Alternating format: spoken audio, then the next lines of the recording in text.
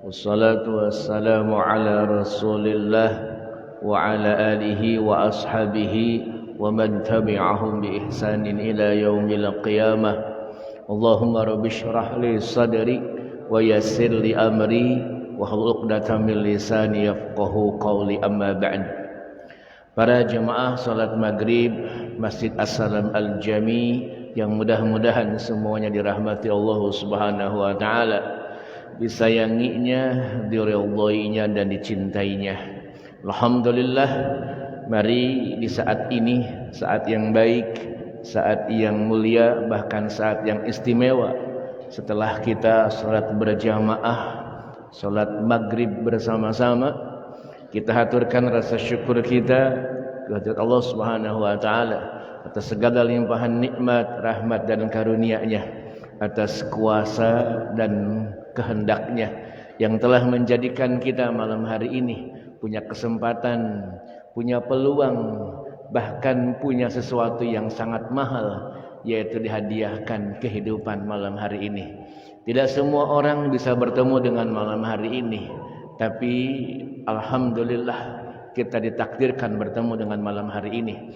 Mudah-mudahan kita semua bisa mengawal dan menjadikan malam hari ini adalah wasilah kebaikan, kemenangan dan kesuksesan kita untuk kehidupan dunia dan juga kelak di kehidupan abadi, yaitu kehidupan akhirat. Saudaraku yang dirahmati Allah, mari kita bersemangat untuk menjelma menjadi hamba Allah Jalla wa Ala. Karena memang kemenangan kita sesungguhnya di saat kita berupaya dengan sungguh-sungguh untuk mewujudkan konsep penciptaan, yaitu menghantarkan kita menjadi hamba-hambanya. Wa ma khalaqtul jinna wal insa illa liya'budun. Tidaklah kami ciptakan jin dan manusia kecuali hanya untuk menghamba kepada Allah Subhanahu wa taala. Jadi sebenarnya penghambaan kepada Allah adalah prestasi yang seharusnya kita suguhkan dalam kehidupan kita. Salawat dan salam terlimpah dan tercurah kepada baginda Nabi Muhammad sallallahu alaihi wasallam, terlimpah curah kepada para keluarganya, sahabat-sahabatnya dan para pengikutnya yang setia hingga yaumil akhir. Para jamaah yang dirahmati Allah, malam hari ini kita sudah memasuki bulan Rabiul Awal. Kajian kita malam hari ini, mari kita kaitkan dengan momen tersebut. Momen apa Ustadz? Momen di mana kita diingatkan dengan sebuah peristiwa besar. Lahirnya manusia mulia, manusia agung, manusia pilihan Sang Pencipta, yang kalau kita mengikutinya, kita akan mulia dan terhormat. Menghidupkan sunnahnya, pasti sampai jannahnya. Senantiasa mencontoh perilakunya, pasti kemenangan dan kesuksesan akan diraihnya. Beliau adalah baginda Nabi Muhammad sallallahu alaihi wasallam. Dan mari kita jadikan bulan Rabiul Awal atau bulan Maulud, kita jadikan sebagai momen mengokohkan dan menguatkan kecintaan kita kepada baginda Nabi Muhammad sallallahu alaihi wasallam. Ustaz, kenapa ini menjadi penting? Karena sesungguhnya banyak di antara umat Muhammad sallallahu alaihi wasallam yang mengaku umatnya, tetapi ia tidak begitu cinta kepadanya. Ini yang sering terjadi. Berapa banyak umat Islam yang mengidolakan Nabi Muhammad sallallahu alaihi wasallam? Berapa banyak di antara kita yang hadir malam hari ini, kalau malam sudah mulai menggelamit senja, kalau siang berganti dengan kegelapan malam, timbul rindu kepada baginda Nabi sallallahu alaihi wasallam. Terkadang rasa itu tidak muncul. Halo, bisa jadi itu bukan siapa-siapa, jangan-jangan saya.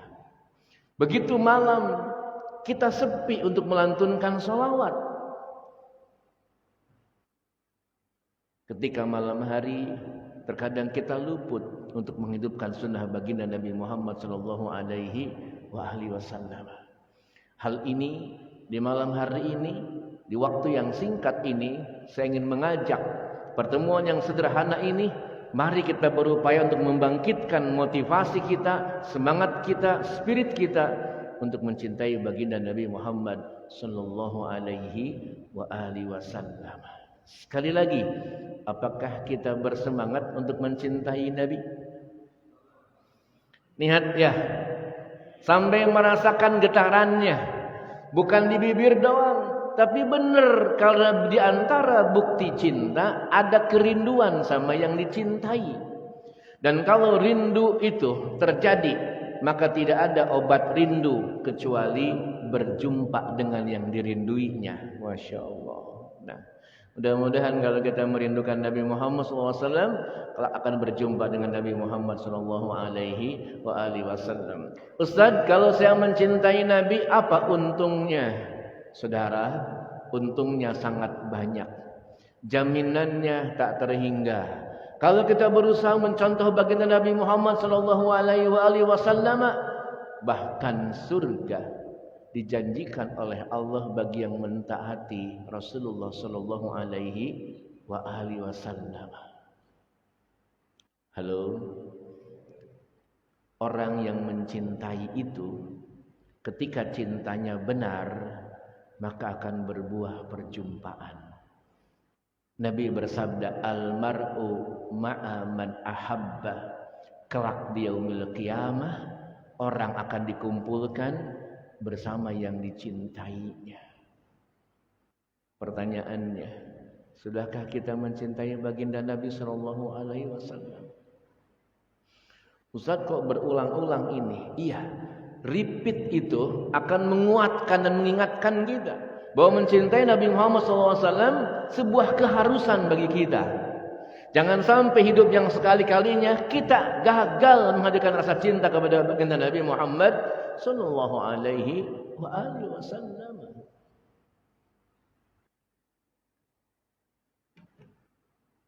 Bagaimana ketika saya mencontoh Nabi Muhammad? Apakah jaminan itu hadir? Naam.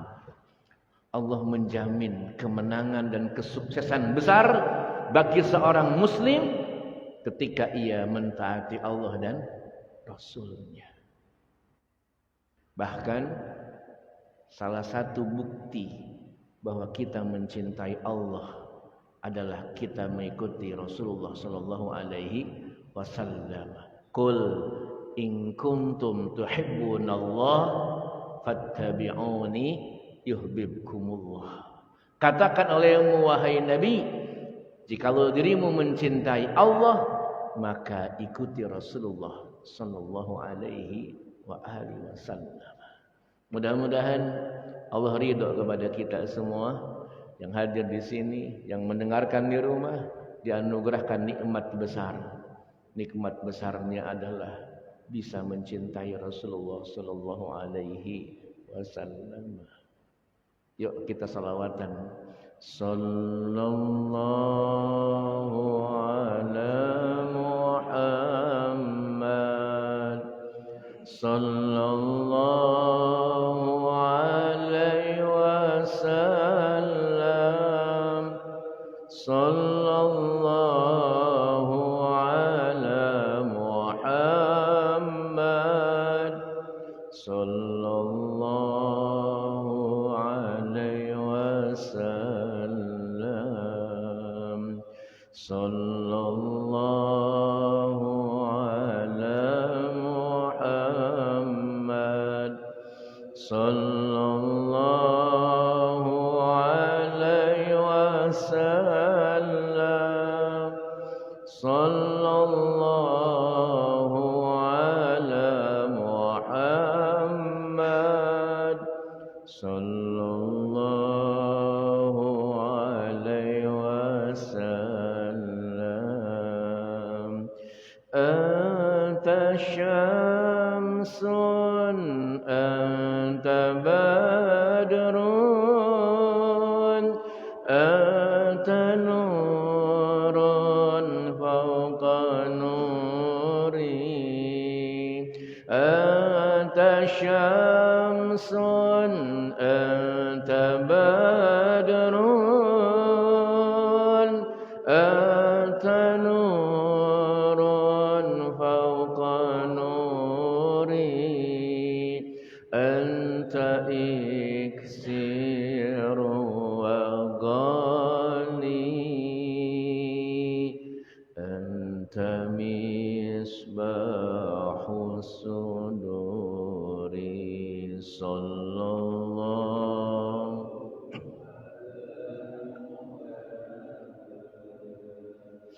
صلى الله عليه وسلم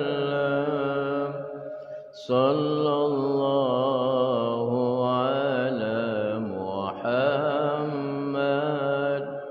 صلى الله عليه وسلم يا حبيبي يا محمد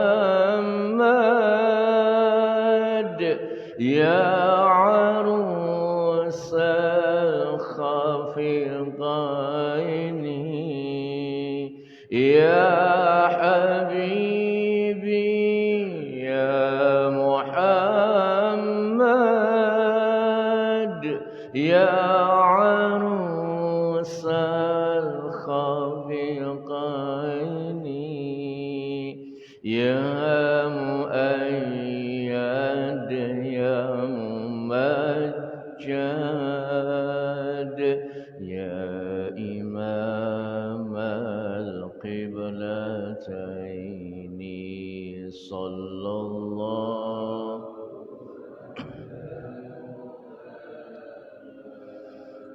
صلى الله عليه وسلم صلى الله على محمد صلى الله عليه وسلم. Tayyib, para jemaah yang dirahmati Allah, salah satu upaya kita untuk mencintai Nabi Muhammad sallallahu alaihi wasallam adalah dengan selalu banyak menyebut namanya. Menyebut nama baginda Nabi Muhammad sallallahu alaihi wasallam adalah dengan bersolawat kepadanya.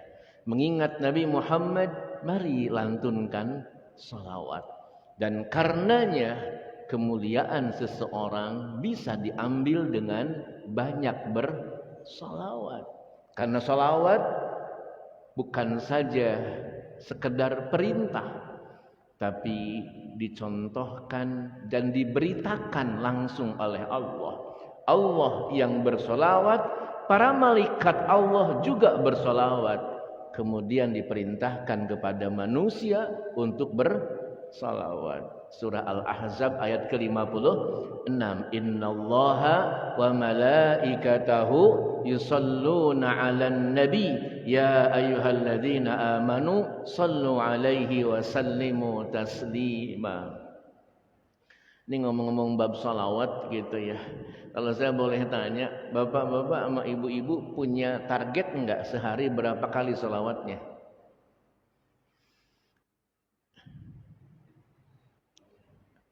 Kalau masih belum punya target, saya sarankan, ayo miliki target. Target ini untuk memotivasi. Kalau Nabi bersabda begini, yang paling dekat kelak di yaumil qiyamah denganku yang paling banyak salawat. Itu umum. Pertanyaan saya termasuk orang yang banyak salawat enggak? Halo? Lah kalau sedikit salawat berarti walaupun kumpulnya bareng, kalau jauh kan enggak kelihatan. Ya. Betul Pak? Lah kumpulnya ada jutaan miliaran orang, kumpulnya sama, tapi kan jauh banget. Kalau kita mau dekat, banyakin salawat.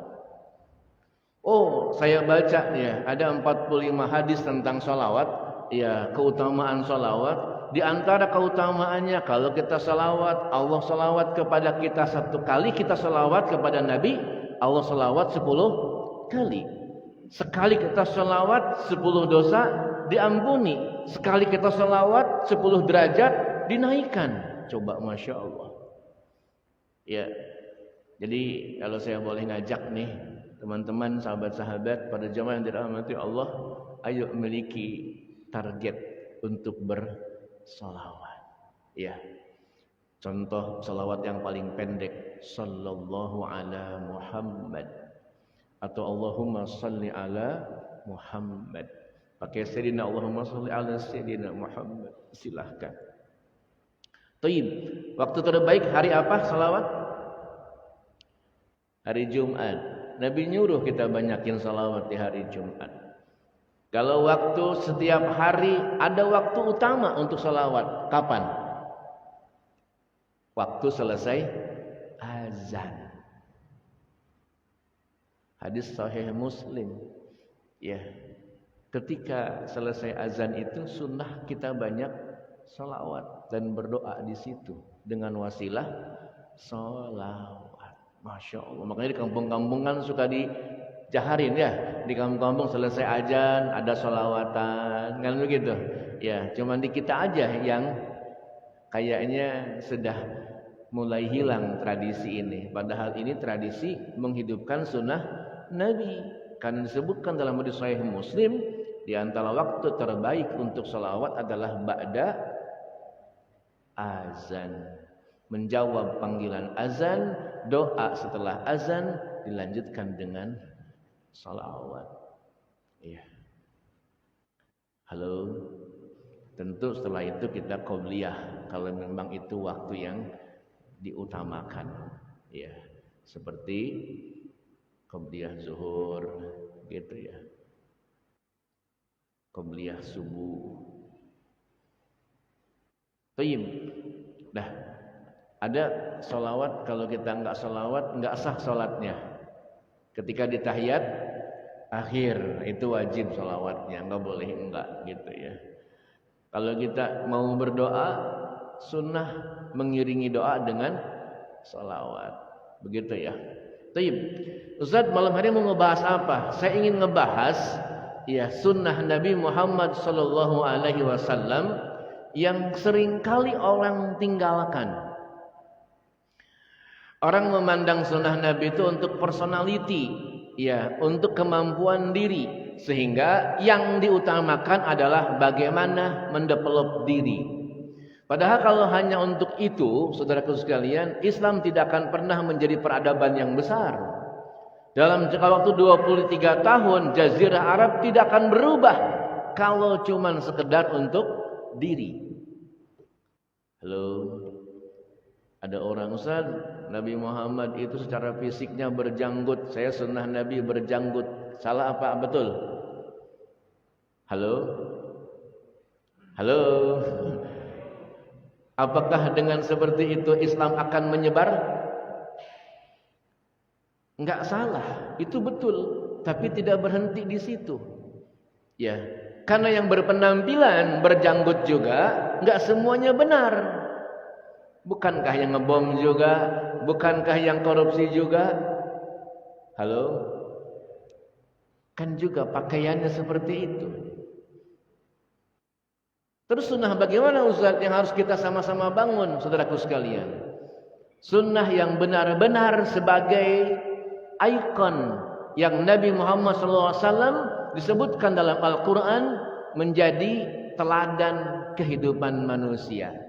Ya. Masih ingat Qurannya surah berapa yang bicara bahwa telah ada pada Nabi Muhammad teladan bagi manusia? Al-Ahzab ayat ke-21. Laqad kana lakum fi Rasulillahi uswatun hasanah liman kana yarjullaha wal yawmal akhir wa dzakarallaha katsira. Sungguh telah ada pada Nabi Muhammad sallallahu alaihi wasallam suri teladan yang baik. Bagi siapa? Bagi mereka yang mau berjumpa dengan Allah. Bagi siapa? Bagi mereka yang ingin akhiratnya bahagia. Bagi siapa? Bagi mereka yang ingin dunianya sukses. Dengan bahasa lain, kalau dibalikan, dirimu gagal berjumpa dengan Allah tanpa mengikuti Nabi Muhammad SAW. Dirimu enggak akan sukses di akhirat tanpa dirimu mencontoh Nabi Muhammad SAW. wa alihi wasallam. Dirimu juga akan sangat susah untuk sukses di muka bumi kalau tidak mencontoh baginda Nabi Muhammad sallallahu alaihi wa alihi wasallam. Halo. Nabi Muhammad mulia di hadapan orang yang mencintai. Nabi Muhammad hina di hadapan orang yang membenci. Kita tergantung di level mana. Nabi Muhammad biasa di hadapan orang yang menganggap Nabi Muhammad biasa saja. Halo? Tapi jujur diakui Nabi Muhammad itu tetap istimewa dan tiada duanya. Halo. Fakta ini tidak terbantahkan. Orang kafir sekalipun Michael Hart ya dalam bukunya The 100 of the Rings, the most influential person in history, 100 tokoh yang paling berpengaruh dalam kehidupan dunia ini, beliau menempatkan nomor pertamanya adalah baginda Nabi Muhammad sallallahu alaihi wasallam. Ini perkara yang teramat sangat luar biasa. Ya, nah timbul pertanyaan, Ustaz, yang Nabi lakukan apa sih kok jadi hebat begitu? Kok jadi istimewa begitu? Halo, sebelum ke arah sana, saya ingin mengajak lagi. Ustaz, kalau saya nyontoh Nabi, dijamin saya sukses. Jawabannya gimana? Iya. Kalau saya nyontoh Nabi, dijamin saya akan mulia. Iya. Bahkan di Quran disebutkan, nyontoh Nabi itu dijamin ke surga. Halo. Bapak-bapak, para jamaah yang dirahmati Allah Subhanahu wa taala. Kalau Bapak Ibu enggak percaya, kita buka dulu Qur'annya. Yuk. Dan contoh Nabi Muhammad itu dijamin ke surga. Kan jangankan pakai dalil nakli, dalil akli aja, dalil akal. Kalau saya nyontoh orang baik, ujungnya gimana? Baik. Kalau saya nyontoh orang mulia, ujungnya mulia. Kalau saya nyontoh orang sukses, ujungnya sukses. Benar nggak? Kalau saya nyontoh orang yang bermartabat hidupnya, pasti saya juga bermartabat. Tinggal tergantung saya mau nyontoh siapa. Halo, mencontoh kehidupan orang mulia, saya akan menjadi mulia. Karena hasil tidak pernah mengkhianati proses. Betul Pak? Hasilnya yang baik keluar dari proses yang baik. Betul enggak? Coba bapak-bapak, saya mau tanya, bapak-bapak mau jadi orang mulia apa orang yang biasa aja? Kalau mau jadi orang mulia, berproses yang mulia. Kalau mau jadi orang yang luar biasa, berproses yang luar biasa. Ini sesuatu yang tidak bisa terbantahkan. Dalil akal kita mengatakan begitu. Benar ya? Halo? Hukum alam ini jelas. Kalau saya tidak pernah mau belajar, saya nggak akan pinter. Betul nggak? Halo? Dan itu hasil dari kemalasan saya. Nih, contoh. Malam hari ini bapak-bapak masuk malam. Di malam hari ini ada 3 orang. Pertama, orang yang mengisi dengan amal soleh. Yang kedua, yang mengisi dengan amal salah. Yang ketiga, mengisi dengan yang tidak punya amal. Sia-sia. Dengan amal soleh, maghrib berjamaah, habis maghrib mengaji, isya berjamaah, mau tidur baca sunnah, baca surah Al-Muluk, ya wudu yang sempurna, baca doa sebelum tidur, sholat sunnah witir sebelum tidur. Tidur pakai adab, sempurna ibadah. Ada yang kedua yang maksiat, begitu masuk malam mulai dandan, pakai pakaian yang bagus, ya pakai minyak wangi, pergi ke tempat maksiat. Ada enggak? Kemungkinan ada. Ya. Pulang, sholat ditinggalin, mereka asik bermaksiat dengan minuman, dengan judi, bahkan dengan perbuatan maksiat lainnya. Yang ketiga, orang yang tidak ada nilai, yang sia-sia. Siapa dia? Ibadah kagak, buruk juga enggak. Siapa dia? Hah? Tahu enggak? Orang yang malamnya diisi dengan tidur. Tidurnya enggak pakai ibadah. Maghrib enggak, ya maghrib biasa gitu. Isya juga biasa. Udah gitu tidur, kagak ada pakai etika. Nah, ini orang yang banyak sangat disayangkan. Padahal waktu itu sangat mahal sekali. Baik, kalau saya bertanya, apakah bapak-bapak ini atau kita semua masuk ke dalam surga? Jawabannya gimana? Pasti mau. Surga itu hasil. Ya. Tadi, apakah bapak-bapak mau baik di akhirat? Mau. Baik di akhirat itu adalah hasil. Dari apa? Dari baik di sini, dari mulia di sini. Kalau saya mau terhormat di sana, jadilah insan terhormat di sini. Dan tidak ada tuntunan yang lebih hebat kecuali tuntunan baginda Nabi Muhammad sallallahu alaihi wasallam. Betul enggak? Halo. Kan hadis Nabi bilang, fa in asdaqal hadisi kitabullah, sebenar-benarnya firman, sebenar-benarnya kalam, sebenar-benar ucapan adalah firman Allah, kitabullah. Wa khairal hadyu, ya, wa khairal hadyu Muhammad Rasulullah sallallahu alaihi wasallam, sebaik-baik petunjuk jalan kehidupan adalah kehidupan baginda Nabi Muhammad sallallahu alaihi wasallam. Baru wasyarrul umur muhdatsatuha, seburuk-buruk perkara yang muhdas, yang mengada-ngada. Halo, wa kullu muhdatsatin bid'ah, yang mengada-ngada itulah yang disebut dengan bid'ah, keluar dari syariat agama, maka itulah yang disebut dengan bid'ah, mengada-ngada. Dan wakula bid'atin dolalah, mengada-ngada, keluar dari syariat agama, maka itu menjadi kesesatan bagi orang tersebut. Ya, sampai di sini kira-kira ada pertanyaan? Jadi Ustadz, Nabi Muhammad jadi hebat, apa rahasianya? Rahasianya ada 5 perkara. Silakan dibuka Ustadz, surahnya Al-Ahzab ayat ke-45 46. Kita akan kaji di waktu yang singkat ini. Mudah-mudahan menginspirasi kita dan memotivasi kita semua untuk menjadi mulia dan istimewa di hadapan Allah Subhanahu wa taala, di hadapan manusia, bahkan di hadapan makhluk-makhluk Allah di semesta ini. Surah 33 ayat ke 45-46. Ya ayyuhan nabi. Wallahu a'lam.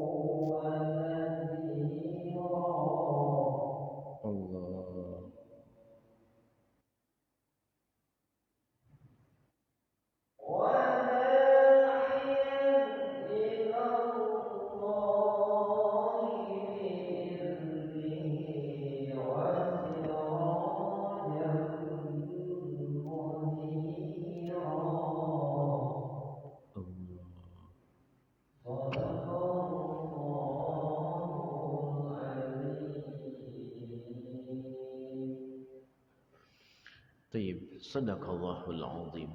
Para jamaah yang dirahmati Allah, di dalam ayat ini saya ingin mencoba mengajak para jamaah di waktu yang singkat, dan nanti insyaallah sisanya di bulan depan di Rabiul Tsani kita akan mengkaji tentang hal-hal yang Nabi lakukan yang seringkali orang tinggalkan. Padahal itu kemenangan, kesuksesan dan keistimewaan baginda Nabi Muhammad sallallahu alaihi wasallam. Hati-hati, jangan kemudian kita salah kaprah, kita merasa paling sunnah padahal justru menyimpang dari sunnah, merasa paling baik padahal justru sebenarnya kita buruk. Ya, hal nunabbiukum bil akhsarina a'mala. Ya, alladzina dhalla sa'yuhum fil hayatid dunya wa hum yahsabuna yuhsinuna sun'a. Katakan olehmu wahai Nabi, ada orang yang paling rugi kehidupannya di muka bumi. Siapa dia? Orang yang dia menganggap dirinya benar, menganggap baik, menganggap soleh, menganggap mulia, padahal sesungguhnya ia menyimpang dari aturan agama. Annahum yahsabuna yuhsinuna sun'a, padahal sebenarnya dalam dia dhalla sa'yuhum fil hayatid dunya, dia telah tersesat. Nah, para jamaah yang dirahmati Allah Subhanahu wa taala, di muka bumi ini kalau kita tidak bisa membuat langkah yang strategis yang Nabi SAW contohkan, alamat kita akan terjerembab dan akan tersesat di kehidupan dunia ini. Ingat, dunia itu punya tipu daya. Ya. Halo. Dunia itu punya tipu daya. Ya. Dan seringkali membuat orang terpesona oleh dunia. Maka kalau saya mengutip perkataan ulama terhadap dunia itu, cukup lakukan dua hal saja. Pertama, qanaah. Apa qanaah?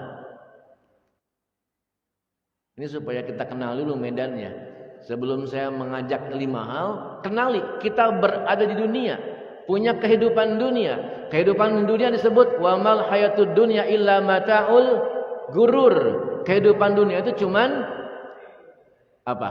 Kesenangan fata morgana, mata'ul gurur, kesenangan yang menipu. Kalau bahasa sayanya, nampak indah sebelum didapatkan, saat didapatkan ternyata biasa aja. Ya, seneng kayaknya kalau begitu, udah dapetin lah biasa aja. Maka gimana Ustaz? Terhadap dunia, lakukan pertama qanaah. Apa qanaah? Merasa cukup terhadap pemberian Allah. Dah, emang bagian saya segini, saya merasa cukup dengan ini. Enak hidup kita, Pak. Kalau udah merasa cukup, ya, bukan masalah banyak atau sedikit, karena Allah mampu mencukupkan dengan yang sedikit. Kalau orang sudah merasa cukup, sedikit jadi cukup, banyak malah jadi berlebih. Kalau orang sudah merasa cukup, dia akan bisa untuk berbagi dengan yang lain. Kalau enggak, akan pelit, Pak. Duitnya banyak, hartanya banyak, enggak cukup, enggak bisa berbagi. Tapi kalau dia mah cukup, ya Allah ini kebanyakan, saya mah butuhnya segini, dibagiin, berbagi, berderma. Yang kedua, supaya tidak tertipu oleh dunia, hadirkan sifat zuhud. Apa zuhud? Sebenarnya begini, zuhud itu tidak tertarik dengan yang dimiliki oleh orang lain. Kalau Bapak udah zuhud, Pak, kagak bakalan iri, gak bakalan benci, gak akan sewot, gak akan tersakiti, gak pernah tertarik sama sekali dengan apa yang dimiliki oleh orang lain. Tuh, Pak. Kan sekarang ada rumah dia lebih bagus, ya udah, gak bisa tuh. Kok kendaraan dia lebih muda, lebih baru. Kalau sudah seperti itu, Anda akan terbawa oleh arus dunia. Halo? Kayaknya gaji dia lebih gede nih, kan begitu. Bajunya lebih bagus. Sama sekali nggak tertarik. Latih. Karena semua orang punya jatah, semua orang punya cerita. Enggak perlu membandingkan dengan yang lain. Halo.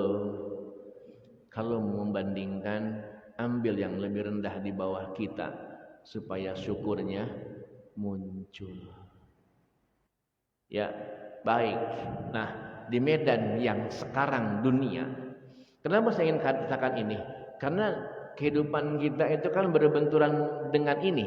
Kita hidup di muka bumi, fil ar ada kehidupan, namanya hayatud dunia, kehidupan dunia. Kehidupan dunia punya tipu daya. Selain setan yang memberikan tipu daya, hawa nafsu yang seringkali menggoda, dunia juga punya tipu daya. Nah, Ustaz, gimana supaya kita sukses di kehidupan ini? Kembali ke surah tadi, Al-Ahzab ayat ke-50. Berapa? 45 dan 46. Ya ayyuhan nabi, wahai nabi, inna arsalnaka syahidan wa mubasysyiran wa nadhira wa da'iyan ila Allah bi'idnihi wa sirajan munira. 5 ini yang mari kita bangun. Pertama, syahidan. Kedua, mubasysyiran. Ketiga, nadhiran. Keempat, da'iyan ilallah. Kelima, sirajam munir. Para jamaah yang dirahmati Allah, kalau saya mau membangun proses kehidupan saya dan saya mau menakiki makom yang tinggi, lakukan ini. Mau jadi karyawan, mau jadi pedagang, mau jadi pelayan, mau jadi pebisnis, mau jadi pengusaha, apapun. Mau jadi ustadz, mau jadi kiai, mau jadi Pak RT, Pak RW, apapun. Pertama, syahidan, buat branding positif. Contohkan kebaikan sampai orang menyebut dirimu orang baik. Kenapa ini penting, branding? Saya bicara baik, ketika bicara baik, yang berbicaranya orang baik pasti punya bobot. Betul apa tidak nih? Bicara mulia, yang bicaranya orang mulia dan diakui kemuliaannya pasti punya bobot, punya nilai. Bangun itu. Ustaz ngomong tahajud, tapi ustaznya enggak tahajud, enggak berbobot, itu omongan ustaz. Halo, ngajak Senin Kemis tapi beliaunya enggak Senin Kemis, enggak ada nilai, itu omongan, cuman jadi hiasan dan retorika saja. Nabi Muhammad bicara, Nabi Muhammad melakukan, dan itu disaksikan oleh orang. Ini penting teman-teman. Halo, udah azan ya? Masih belum? Ada berapa tadi Pak?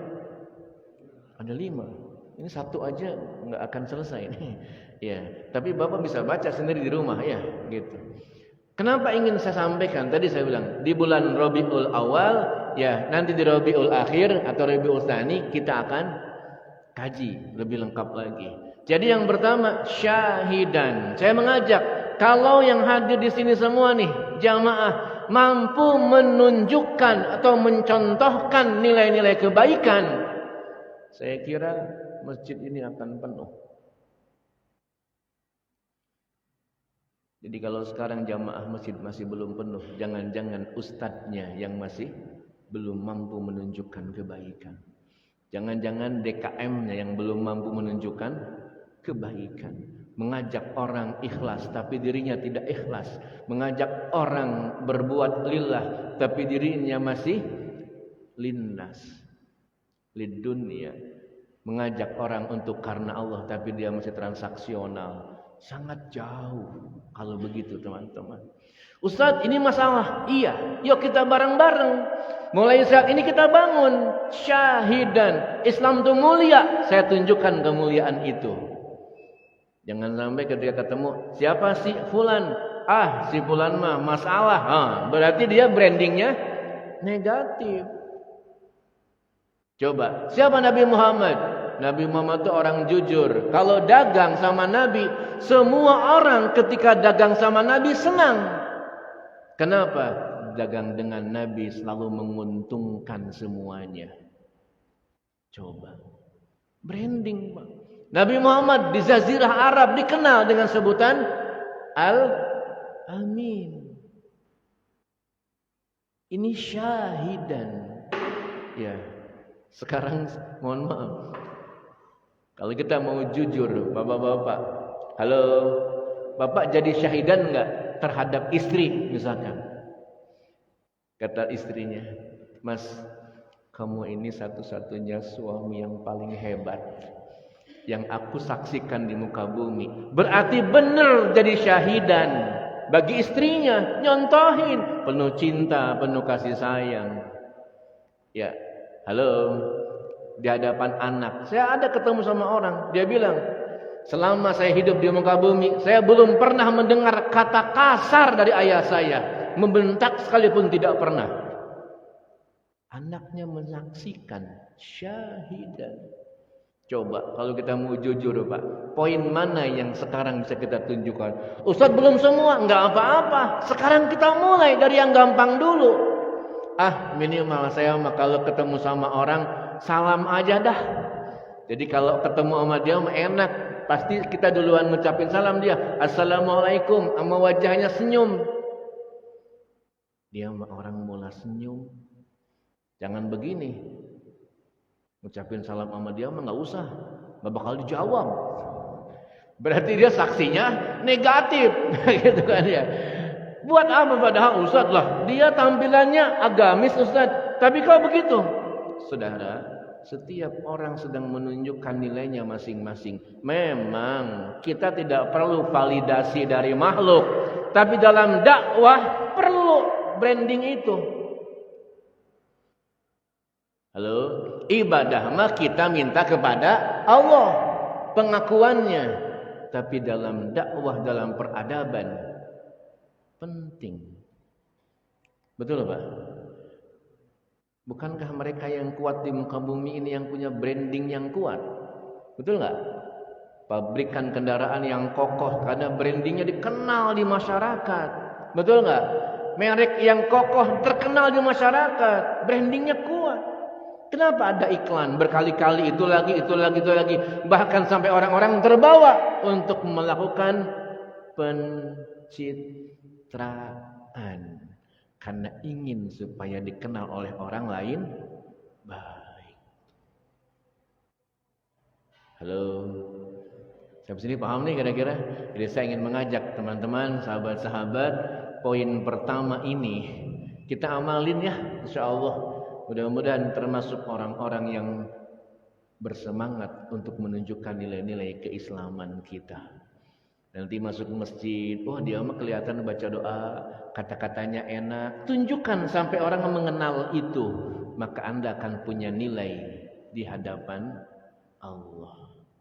Kalau di hadapan manusia udah pasti gitu kan, seperti itu. Nah ini mudah-mudahan poin pertama, syahidan. Yang kedua, ketiga, keempat, kelima, silahkan dibaca Al-Qurannya, Al-Ahzab ayat 45-46, dan insyaallah di pertemuan bulan depan kita akan berjumpa untuk melanjutkan bahasan ini. Mudah-mudahan Allah panjangkan usia kita, dan malam hari ini mudah-mudahan kita isi dengan amal soleh kita, tunjukkan sampai keluarga merasa senang menyaksikan bahwa kita orang baik, kita orang mulia, minimal di hadapan keluarga dan tetangga kita. Aku qouli hadza, subhanakallahumma bihamdik, asyhadu an la ilaha illa anta, astaghfiruka wa atubu ilaik. Wassalamualaikum warahmatullahi wabarakatuh.